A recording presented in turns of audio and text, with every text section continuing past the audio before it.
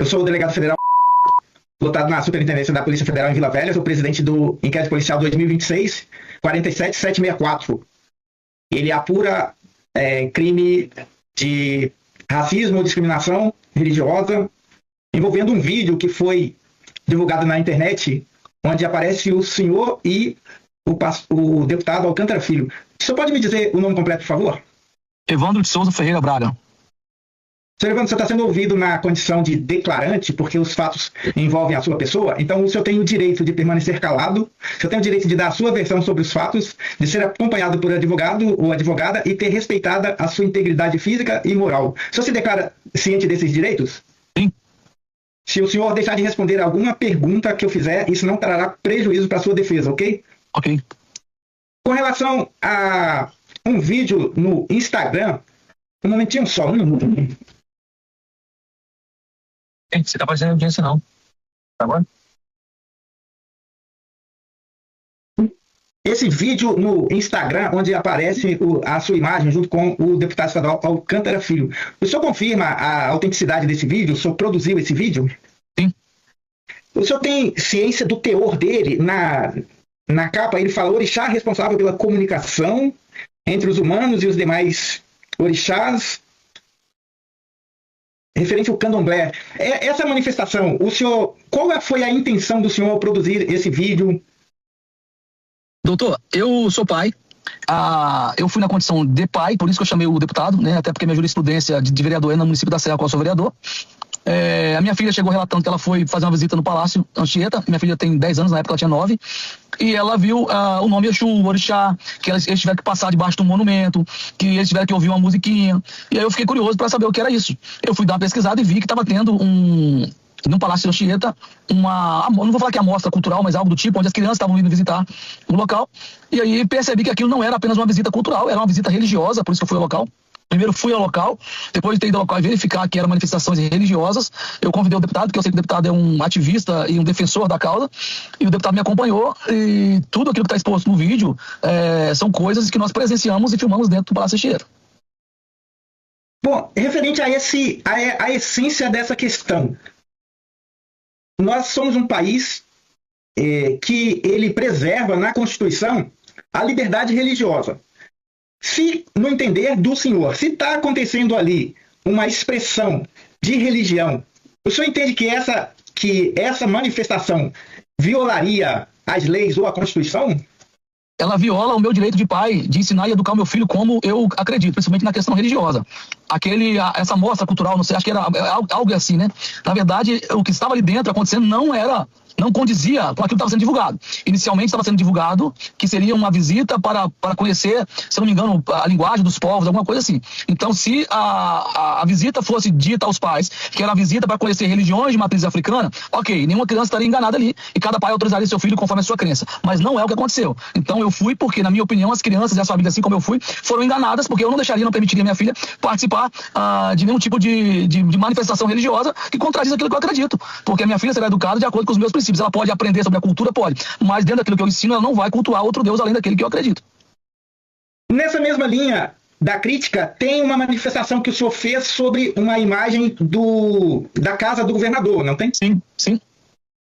E ali, como é a casa do governador, embora seja um bem público, é a residência dele. Ele não poderia estar manifestando a fé dele no momento em que ele coloca no pátio uma imagem ou uma escultura de uma divindade que ele pode ser um seguidor? Sim, se o espaço fosse privado, a família dele sim, mas é um espaço onde é conhecido como Museu do Jardim do Governador. Então, onde existem visitas constantes de cidadãos capixabas e visitas de escola. Então, a partir do momento que ele é um jardim aberto à visitação e conhecido como museu, já deixa de ser só o pátio do governador e passa a ser um local público também. Nós acompanhamos nesse último governo do Lula que a esposa do Lula, a Janja, ela tem alguma manifestação referente à adesão dela ao espiritismo. E há muita controvérsia quanto a isso, quanto às ações dela, mas no governo anterior do Bolsonaro, nós acompanhamos muitas manifestações religiosas com relação ao cristianismo, inclusive em ambiente público, com orações.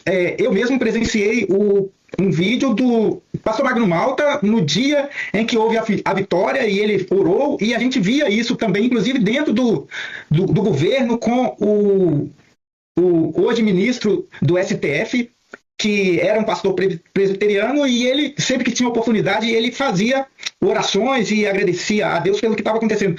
Você também é crítico desses fatos que eu estou te passando, ou você acha que ali era alguma manifestação de interesse pessoal? Só para eu entender a sua visão.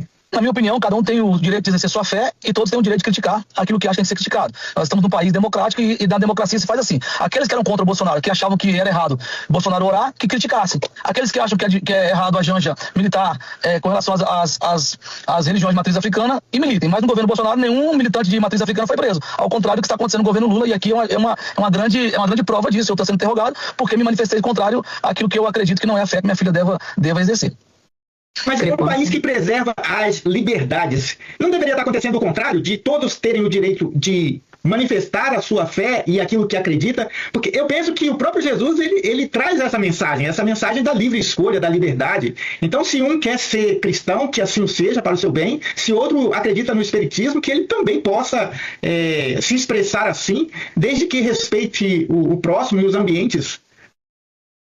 Doutor. E às vezes a crítica não viola. É difícil você compor o direito de manifestação, o direito de expressão da fé, com o direito do próximo de criticar, porque a gente sempre ouve que os direitos eles não ocupam o mesmo espaço, onde termina um, começa o outro. Sim, mas é que nós estamos tratando, lembrando que o objeto aqui do meu interrogatório é minha filha ter ido ao palácio do governador. Então, se tratando da minha filha, não há liberdade nenhuma de alguém querer enfiar na cabeça da minha filha uma religião que eu não acredito. Eu tenho meu Deus, tenho minha religião. Então, sobre o governo Bolsonaro, sobre o governo Lula, eles têm as ideias deles, eles têm o Deus deles e cada um adora como quiser. Em se tratando da minha filha, não. Aí já entra no meu direito de pai e cidadão de ensinar a minha filha a religião que eu acredito. Respeitar a religião do próximo, não necessariamente adorar o Deus do próximo. Você chegou a ter conteúdo, eu não sei se a matéria religiosa em si, ela está dentro do calendário estudantil da escola da sua filha, para saber o conteúdo desse estudo, o que é ensinado, se é uma visão sobre todas as religiões, ou se há um foco direcionado a essa ou aquela religião. Só para saber, você chegou a ter acesso a esse tipo de material escolar para saber qual é o conteúdo que é ensinado na escola? Tenho acesso todos os dias e todas as semanas de conteúdos de religiões de matriz africanas ensinados nas escolas, pelo menos as quais eu fiscalizo. E repito, não é apenas ensinar a cultura. Ensino da cultura é diferente do ensino da religião. Então, na minha opinião, nesse governo, aqui eu falo, aqui uma crítica política, nesse governo existe uma militância para as religiões de matriz africanas, e isso afeta diretamente os nossos filhos que estão lá sentados, que religião cada um ensina em casa, e cada um, escola não é lugar de ensinar religião, escola é lugar de ensinar sobre cultura. Pode ensinar sobre a cultura de qualquer país, mas não sobre religião, sobre deuses a serem adorados. E você tem conhecimento se está incluído nessa matéria, nesse ensino sobre o cristianismo? Assim, as crianças também têm acesso a informações sobre o cristianismo? Eu falo isso baseado no fato de que o Brasil foi descoberto em 1500 e a primeira leva de pessoas que vieram aqui são os jesuítas, que formaram escolas aqui, e como nós sabemos, eles são cristãos. E então está na essência da história do Brasil o cristianismo, não só da história, mas como do povo brasileiro. Você tem conhecimento se o cristianismo também é ensinado nas escolas em igualdade de informação, com o que se faz, com o que você chama desse outro segmento espírita? Não existe, eu posso provar, inclusive, se quiser abrir uma outra investigação, eu posso provar o que eu estou falando. Hoje mesmo eu recebi uma denúncia de uma mãe da Escola da Serra, em que uma professora obrigou não, né, porque as crianças têm 10 anos de idade, obviamente as crianças são induzidas, chegou na escola com uma roupa de religião de matriz africana, com um turbante na cabeça, e fez uma oração com as crianças, e agora a biblioteca da escola é quase que uma extensão da igreja de matriz africana dentro da escola. Então, se eu posso provar com fotos, posso provar com print, posso provar com testemunho das famílias. Então a resposta é não existe igualdade no ensino de religião. Esse governo, ele está excluindo o ensino da religião cristã evangélica e está militando em favor da religião de matriz africana. Ok, eu me dou por satisfeito com as informações. Doutora Rúbia, tem mais algum detalhe que a senhora queira fazer constar nas declarações?